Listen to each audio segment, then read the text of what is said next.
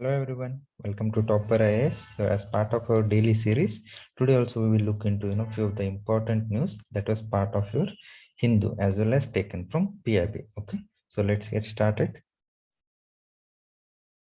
So the first one is with respect to drone strike on Jammu Air Base. So this was in news. See, recently drones were used, which dropped explosive devices in the technical area of Air Force Station in Jammu, and it was such first kind of instance where drones were used to drop explosive devices, particularly in Air Force Station. Okay, so first such instance in India, and recently you see modern warfare. So traditionally land, air, like military and all, no? Land-based military was there, navy and all. Now different kinds of warfare, cyber warfare and all. So technology is being used. So drones are used as well as a means for warfare also. So terrorist activities also they are being used. So over the past years, what particularly 2 years, the deployment of drones regularly by the Pakistan-based outfits, particularly for smuggling arms, ammunition, and drugs into Indian territory. So there has been increasing use of drones by the Pakistan-based outfits so to smuggle arms, ammunition, and drugs into the Indian territory. So why they are particularly using drones? Because see, these drones fly very low to the ground, so that makes it a proof or a not being detected by any radar system. That is why they are increasingly using the drones. And government, according to the government figures, around 167 drone sightings were found in 2019 and 77 in 2020. Okay, so that shows that the increasing usage of drones by the Pakistan-based outfits, and now they have used drone itself to drop explosives in the Air Force Station in Jammu. From security point of view, internal security, this becomes important. Then coming to next article, we have India, Greece seeking respect for territorial integrity. Okay, so why was it in news? See, recently our external affairs minister has visited Athens.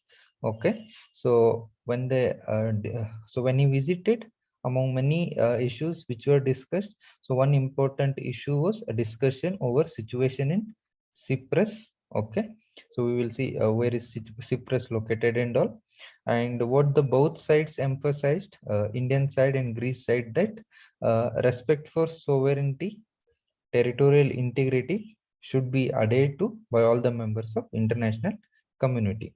So there has to be respect for sovereignty and territorial integrity.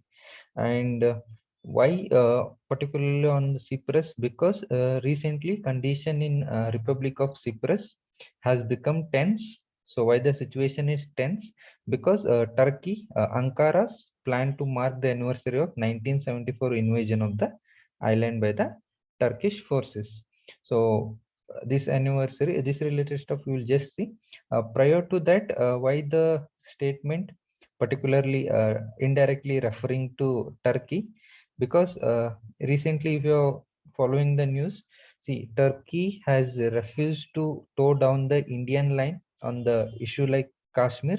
So it has been opposing the move of India over Kashmir in the international forums, and it has also emerged as one of the front runners in managing the emerging situation in Afghanistan.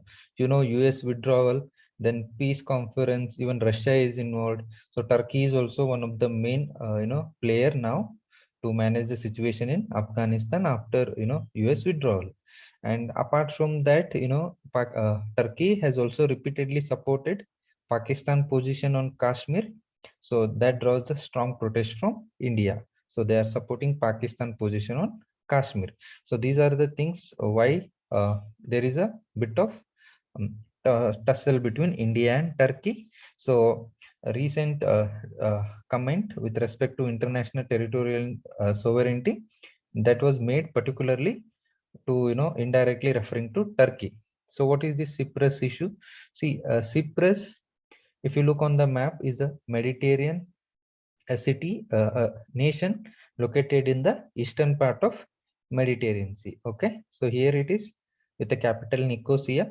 So what is here is, see, Cyprus was granted independent in the year 1960s. Okay, 1960s. So what happened is, there was a conflict over the future of Cyprus. So conflict between whom? Conflict between Greek Cypriots. So Cypriots are the people living in Cyprus, and Turkish Cypriots. So based on ethnicity. So these had the trace to Greece, and Turkish had the trace to Turkey. Okay, so but these were around 77% and these were around 18 to 20%. Okay, so conflict arose between the two over the future of Greece. And what happened in 1974 was Turkey invaded and conquered northern part of Cyprus. Okay, and even now Turkey has its army stationed in northern part of Turkey. So that is why now they want to celebrate the invasion of Cyprus, marking the anniversary of 1974 invasion of the island by the Turkish forces. So that is the issue currently going. So this is often in news. So when you come across Cyprus issue, so this is the main thing: Cyprus issue, a conflict. Okay, and as same thing, Cyprus, officially called Republic of Cyprus, is an island nation in the eastern Mediterranean Sea, third largest and third most populous island in the Mediterranean Sea. So one of the major tourist destination in the Mediterranean. And Cyprus dispute, or the Cyprus problem, is an ongoing dispute between Greek Cypriots and Turkish Cypriots. So as I said, Cyprus was granted independence in 1960. So the future of the island, that become a matter of disagreement between two prominent ethnic communities, Greek and Turkish. Okay, and in 1974 Turkish military invaded and occupied the northern part of Cyprus. So as of now, United Nations maintains a buffer zone, also known as green line, to avoid intercommunal tensions and hostilities. So this zone separates southern areas of Republic of Cyprus from northern part, which is conquered by Turkey. Okay, so that is what. So why India is referring to maintain respect for international sovereign territorial integrity and sovereignty, because Greek is commenting on against India over issues like Kashmir and all those things.